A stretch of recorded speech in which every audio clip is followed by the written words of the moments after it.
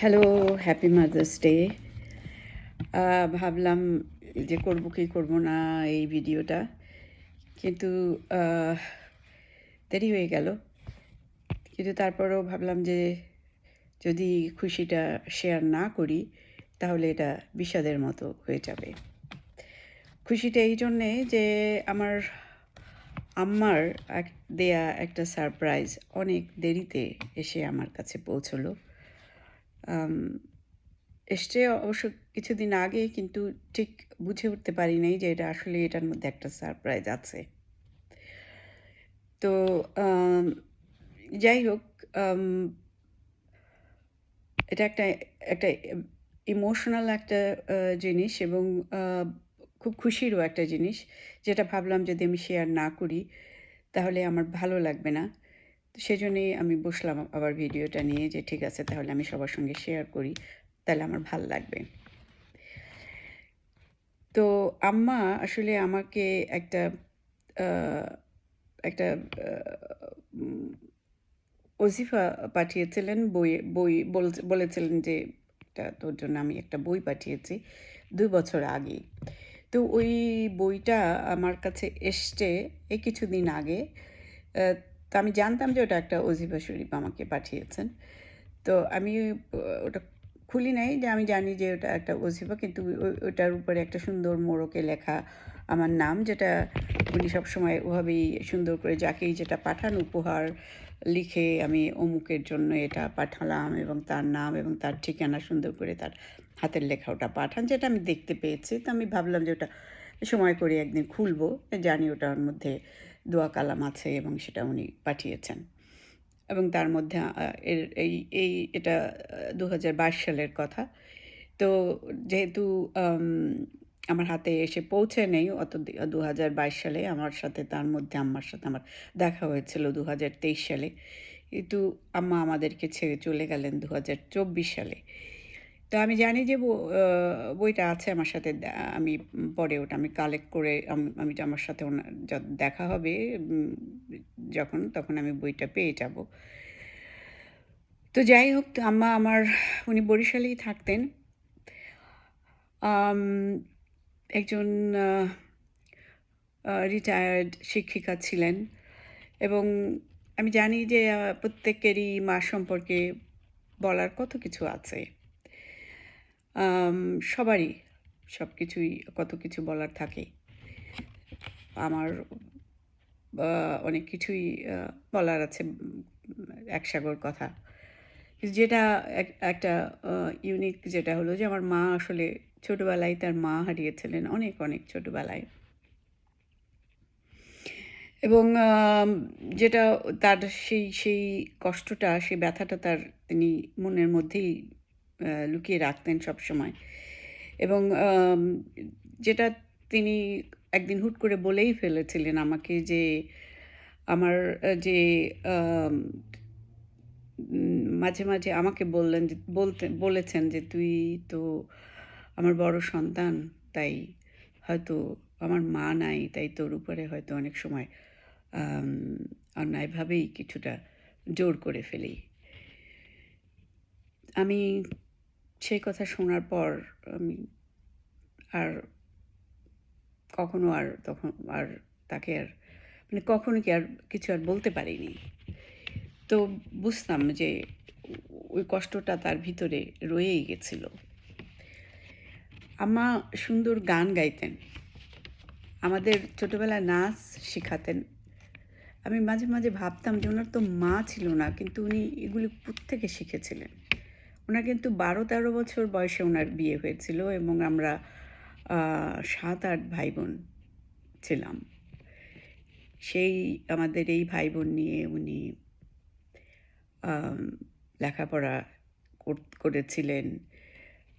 তারপরে চাকরি করতেন, গভর্নমেন্ট স্কুলে চাকরি করতেন। তারপরে এবং যেহেতু তাকে এমন না যে তিনি মৃদুভাষী ছিলেন, চিৎকার করে তাকে কথা বলতে শুনিনি। শ্বশুরবাড়িতে সবাই তাকে খুব পছন্দ করতেন, এবং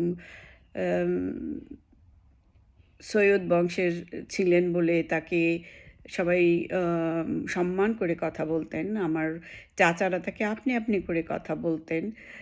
এবং তিনি ওই সম্মানটুকু বজায়ও রাখতে পারতেন।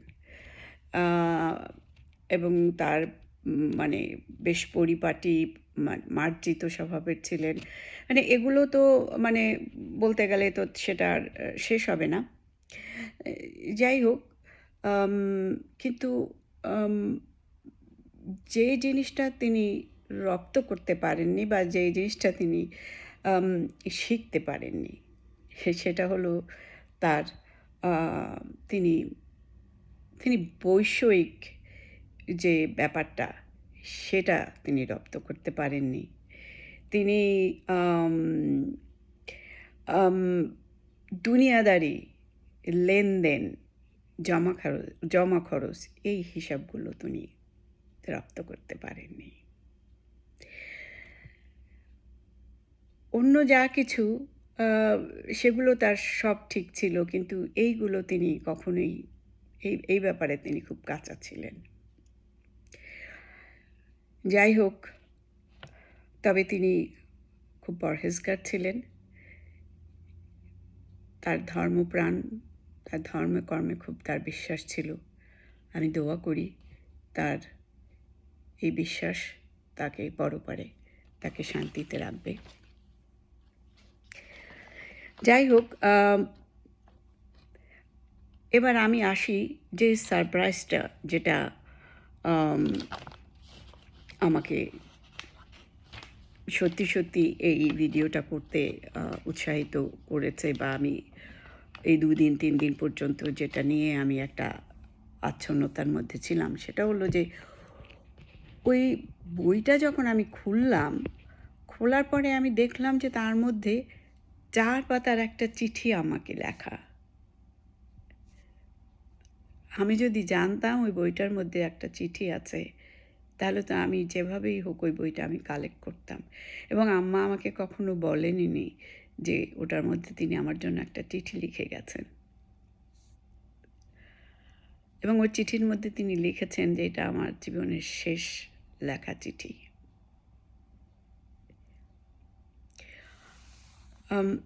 তারপরে কিন্তু তার সাথে আমার দেখা হয়েছে, কথা হয়েছে গতবার। এবং বইটা আমার সামনেও ছিল বেশ কয়েক মাস ধরে। যাই হোক, এই মাদার্স ডেতে আমি ভাবলাম যে বইটা আমি খুলি। আমি জানি এটা একটা ওজিফা শরীফ আমার জন্য আম্মা পাঠিয়েছেন। তো ভাবলাম এই মাদার্স ডেতে মনটা খুব খারাপ লাগছিল, আম্মার কথাও মনে হচ্ছিল। তো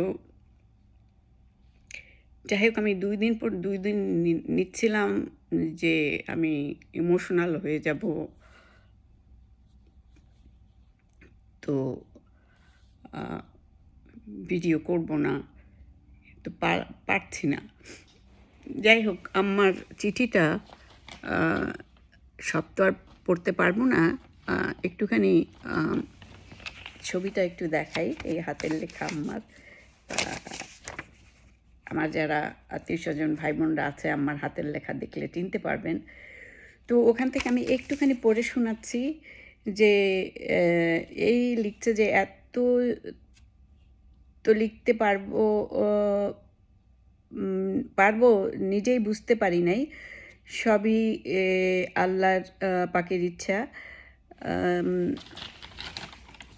যাই হোক, কোথায় জানি উনি লিখলেন, ওজিফার দোয়াগুলো পড়তে পড়তে মুখস্থ হয়ে যায়। দুনিয়া থেকে কিছুই নিয়ে যেতে পারবি না, শুধু আল্লাহ পাকের কালাম। তো এই কালামগুলো মুখস্থ করলে সেই মোতাবেক কাজ হবে, এবং দয়াময় আল্লাহ অবশ্যই রহমত থাকবে। তো উনি চাইতেন যে তার ছেলেমেয়েরা পরহেজগার হোক, নামাজ কালাম পড়ুক। আমার অন্যান্য ভাই বোনরা তারা সবাই এগুলো মোটামুটি এই করে, এগুলো পড়ে এবং তারা চেষ্টা করে। আমি কতটুকু করতে পারবো বা পারি জানি না, কারণ আমি এথিয়েস্ট অ্যান্ড থিয়েস্টের মাঝামাঝি সবসময় একটা ডিবেটের মধ্যে থাকি। এবং আমি যা কিছু করি সেটা আমি বিশ্বাস করেই করি, আমি যা কিছু পড়ি, যা কিছু জানি সেটা আমি বিশ্বাস করেই করি। আমি নামাজ পড়ি বা আমি কালাম পড়ি বা যাই কিছু করি, আমার এই অজিফাটা পাঠানোর পরে বা তার সেগুলো আমি সবসময় অর্থসহ পড়ার চেষ্টা করি এবং খোঁজার চেষ্টা করি, সব দিকে দেখার চেষ্টা করি। কিন্তু কিন্তু আমার এই যে সবসময় যা কিছু বলতেন, তার তার নিয়মের বাইরে বা তার কথার বাইরে তাকে অমান্য করার সাহস, শক্তি আমার নাই।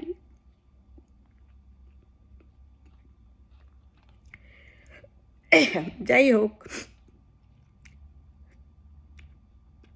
তাই আমি বলি সব সন্তানদের, বিশেষ করে ছেলেদের, যে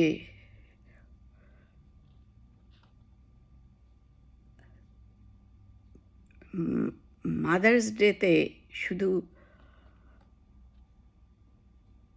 উইশ করে মাকে ওর মধ্যে সীমাবদ্ধ রাখবেন না বা রেখো না। মায়েদের পাশে থেকো এবং তাদের জীবদ্দশায় মায়ের কথা শোনার চেষ্টা করো। সবাই ভালো থেকো, সবাই ভালো থাকবেন। বাই।